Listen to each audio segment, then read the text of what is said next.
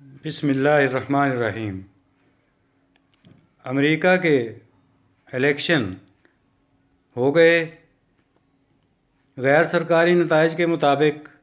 Joe Biden صدر منتخب ہو چکے ہیں۔ ڈونلڈ ٹرمپ کا دور اقتدار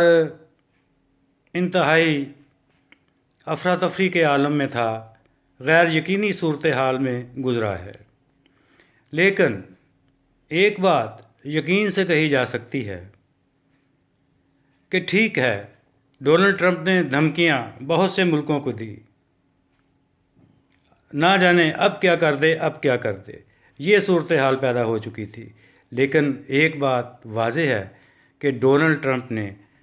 کسی ملک پر فوج کشی نہیں کی، بلکہ فوجیں واپس امریکہ بلوائی۔ اب سوال یہ پیدا ہوتا ہے کہ جو بائیڈن جو امریکہ کے اب صدر منتخب ہوئے ہیں، حلف اٹھانے کے بعد ان کے جو کارنامے ہوں گے، کام ہوں گے، وہ کس نوعیت کے ہوں گے، کیا کریں گے۔ جہاں تک اس بات کا تعلق ہے، مسلمان دنیا کو اس نے ایک ڈھارس بندھائی ہے جو بائیڈن نے، کہ وہ امریکہ میں جس طرح دوسرے مذاہب کا احترام کیا جاتا ہے، اسی طرح اسلام کا بھی احترام کیا جائے گا۔ جس طرح دوسرے مذہب کے شہریوں کا احترام کیا جاتا ہے، اسی طرح مسلمانوں کا بھی احترام کیا جائے گا۔ اور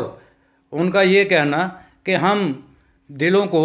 جوڑنے ہیں، لوگوں کو متحد کرنے آئے ہیں، تقسیم کرنے کے لیے نہیں آئے۔ اگر وہ اس پر عمل کرتے ہیں تو یقینی بات ہے کہ کوئی بھی نئی محاذ آرائی یا دوسرے سلطنتوں کو یا دوسرے ملکوں کو یا دوسری قوموں کو نیچا دکھانا اور زیر کرنا ان کا مطمع نظر نہیں ہو سکتا۔ اگر جس طرح سے امریکہ کی جو صورتحال ڈونلڈ ٹرمپ کے آنے سے پہلے تھی، ایک مضبوط اور ملک اور سپر پاور تھی، اب ڈونلڈ ٹرمپ کے اقدامات کی وجہ سے یہ بات بڑی واضح ہوتی چلی جا رہی ہے کہ شاید امریکہ اب سپر پاور نہیں رہا۔ اس کے مقابلے میں نئی طاقت چائنا اٹھ کھڑی ہوئی ہے، جو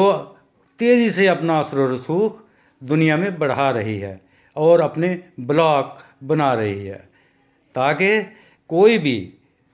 چائنا کی طرف بری آنکھ سے نہ دیکھ سکے، اور جو اس کے اتحادی ہوں گے چائنا کے،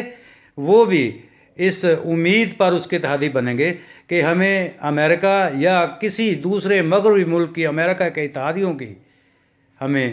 جو ہے وہ نہ کرنی پڑے، زیر عتاب ان کے نہ آنا پڑے۔ تو اب جو بائیڈن کا امتحان شروع ہونے والا ہے، اگر انہوں نے صحیح پالیسیاں جاری رکھیں، اسلام دشمن پالیسی ترک نہ کی، جس طرح کہ ان سے پہلے صدور نے اسلام دشمن پالیسی ترک نہیں کی تھی اور صرف مسلمانوں کو ہی ٹارگٹ بنایا تھا، تو پھر امریکہ کا حشر برا ہوگا۔ اگر انہوں نے عقل مندی کا مظاہرہ کیا اور مسلمانوں کے خلاف جو آگ اور نفرت ان حکومتوں نے پرانے ان کے امریکہ کے صدور نے پھیلائی، اس کو ٹھنڈا کرنے، ختم کرنے میں کسی حد تک کامیاب ہو گئے، تو ہو سکتا ہے امریکہ دوبارہ جو ہے دنیا میں اپنا وقار بحال کر سکے، دنیا کی معیشت کو بہتری کی طرف لے جانے کے لیے ایک کلیدی کردار ادا کر سکے۔ اگر ایسا ہوا تو جو بائیڈن ایک کامیاب صدر ہوں گے، لیکن اگر ایسا نہ ہوا تو خود نہ صرف دنیا کے لیے بلکہ امریکہ کے لیے بھی وہ ہلاکت خیز ہو سکتے ہیں۔